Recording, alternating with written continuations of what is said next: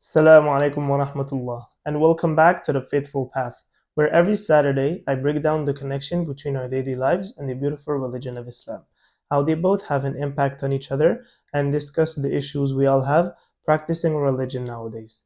So, without further ado, the podcast starts now.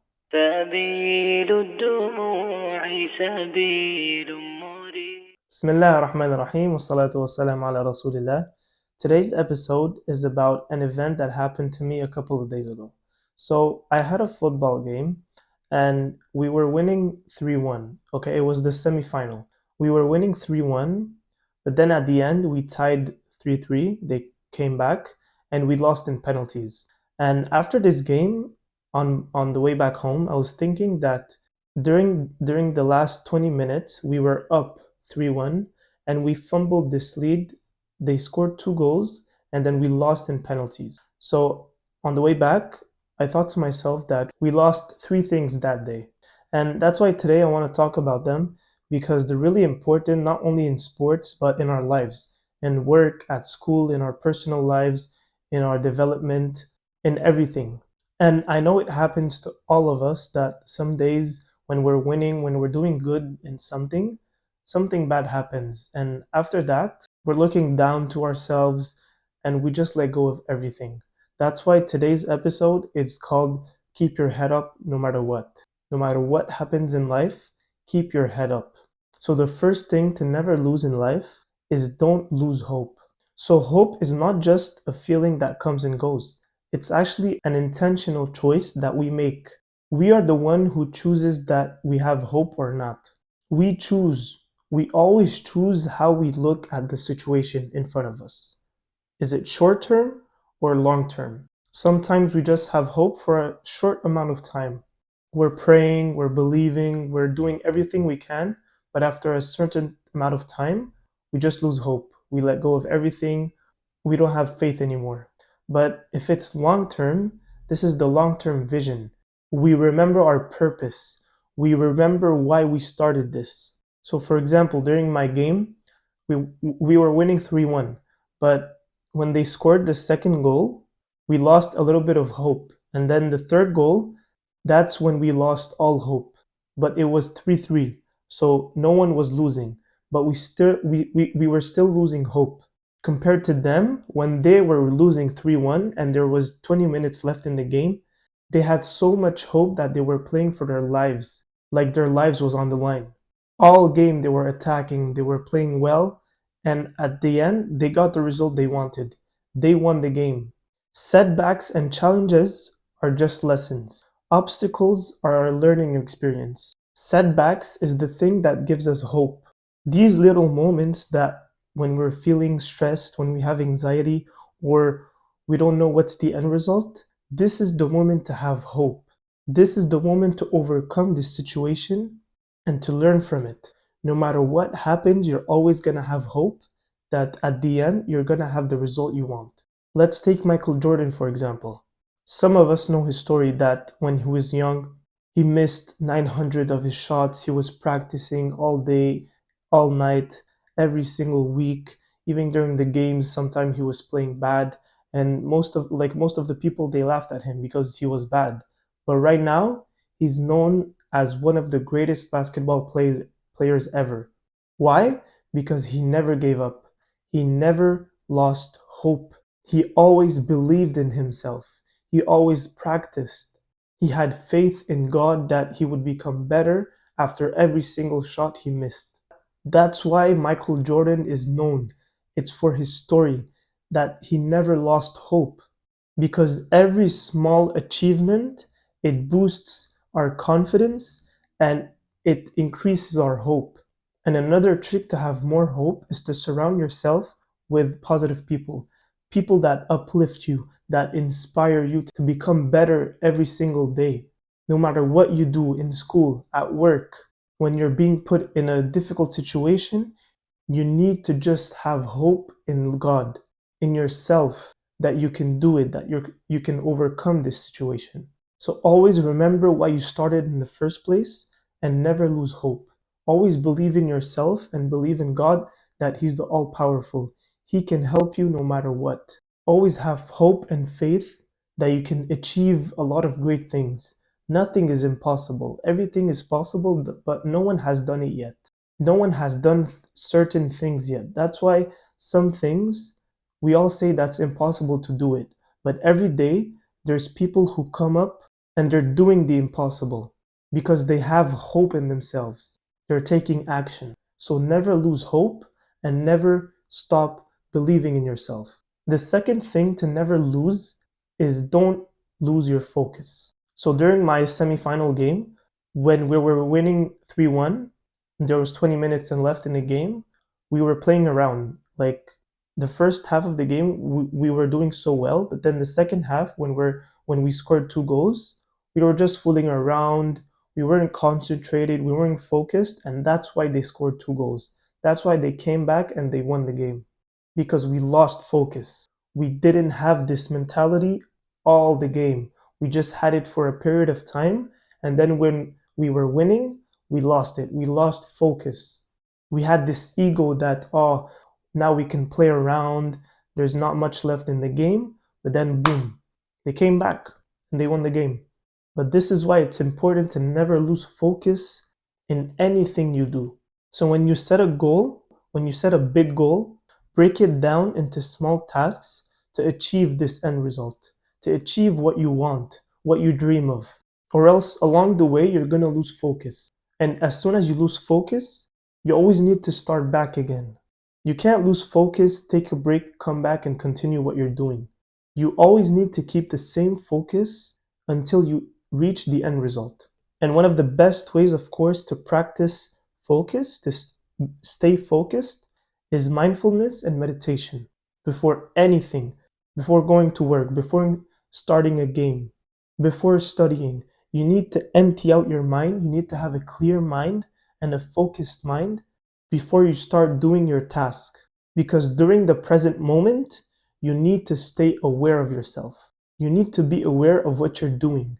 Because if you lose focus, even for a second, it's done. You need to go back and restart all over again. That's why it's also better that when you're doing a certain thing, for example, if you're going to the gym or if you're studying, they always say it's better to go with someone, with a friend, with a partner, because he's going to hold you accountable for what you're doing. He's going to keep you on track and focused on your goal. Because sometimes when you're working with someone, you both have the same end result and the same goal. So you're going to help each other to stay focused and on the same path. And we all need to avoid distractions, whether it's digital or environmental. So when you're focused on something, put your phone away, put your headphones on, find any way that you're not distracted. Go in a quiet place where you're all alone, no one is around you, and work on that thing. Work on that project that you want. Work on that dream that you want. Because the best way to get distracted is just by a little notification from your phone. Just by listening to other people talking. Every time you get distracted, you lose focus, you lose yourself, you lose the point where you are, and now you're all mixed up. Now you need to start back. You need to go back and start all over again. That's why we need to avoid distractions. Also, one of the best way to manage your time and your tasks is the time management matrix, the 4 quadrants. Some of you people know it, some of you don't. But the first quadrant is urgent and important. This should be number 1 on your priority list, on your tasks list. This should be the first thing you do as soon as you wake up, as soon as you go to work, as soon as you go to school, as soon as you start studying. What's the first thing you need to do? What's important to do and what's urgent to do that you need to do it now? It could be an assignment. If you're at work, it could be doing something for your manager that has a due date. What's the first thing on your priority list that you need to do urgently? This is the first quadrant. The second quadrant is what's urgent but not important. What's something that you need to do it absolutely right now, but that's not important, that's not going to affect the rest of your day, but you need to do it right now. If you're in school, it could be maybe submitting an assignment or asking your teacher a question via email or by phone or by calling her. Anything. I can't think of a lot of examples for this one, but what's so urgent right now, but that's not important, but you still need to do it right now. The third quadrant is what's not urgent, but really, really important that you need to do today. This could be going to the gym, exercising, reading an article for school, going over your oral for tomorrow or the week after. What's important to do today, but that's not urgent. You can do it later in the evening, in the afternoon, at night, but that's important for you to do it. And finally, the last quadrant, with number 4, it's what's not urgent and not important. This quadrant, this is the last item on your priority list, the last thing that you need to do today. But it's still on your list, it's just everything else is above that. This is the time management matrix. And I suggest that all of us, including me, we do it every single day. Either the night before, we plan out our next day by putting our tasks into each quadrant, or as soon as you wake up, either on your phone or on a piece of paper, you write down everything you need to do and you place them in each quadrant. This is the best way to prioritize your tasks and to manage your time throughout the day.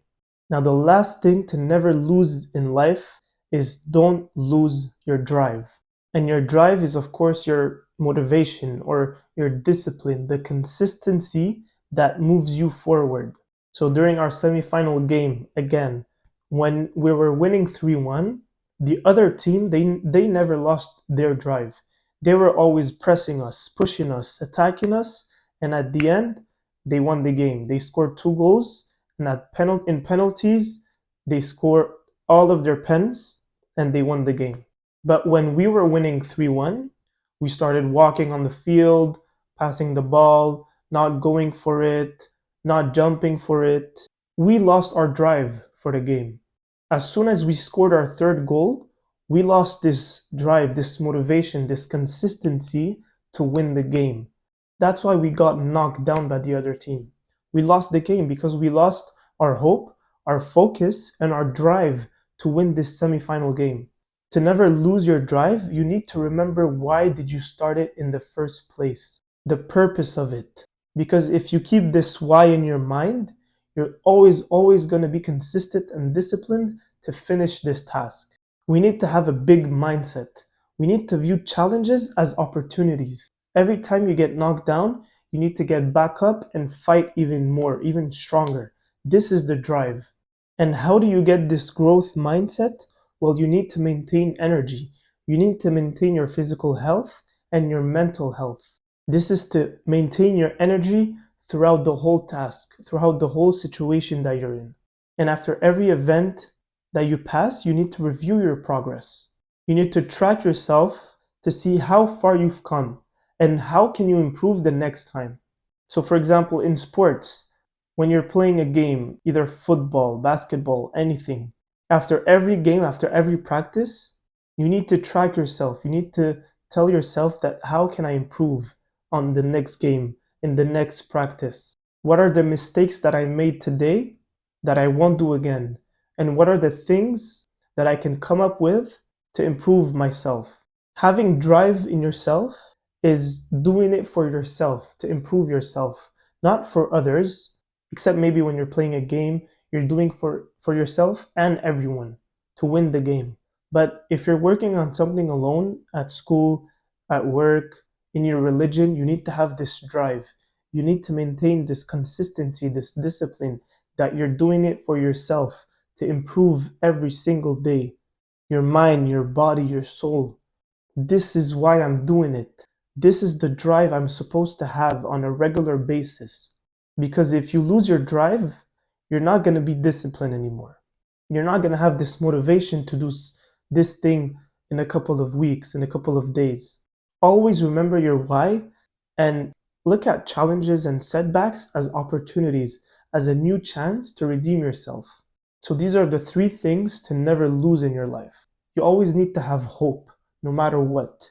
You always need to have focus, no matter which distraction. And you always need to have this drive in yourself, no matter which obstacle. if you continue to have these three things in your life, you really see a lot of progress in your life. You're going to be in a place where you never imagined. You're going to have a mindset that you never imagined. So don't lose hope, don't lose focus, and don't lose drive in yourself. So I hope you guys enjoyed this episode. If you liked it, don't forget to like, follow, and share. And I'll see you next week on The Faithful Path. Assalamu alaikum wa rahmatullah. نفسي بنور من فؤادي حينما